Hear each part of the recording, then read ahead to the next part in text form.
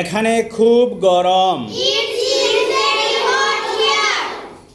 It is very hot here. Again, এখানে খুব গরম। তাই আমাদের স্কুল সকাল 7টায় শুরু হয়। Again, তাই আমাদের স্কুল সকাল 7টায় শুরু হয়।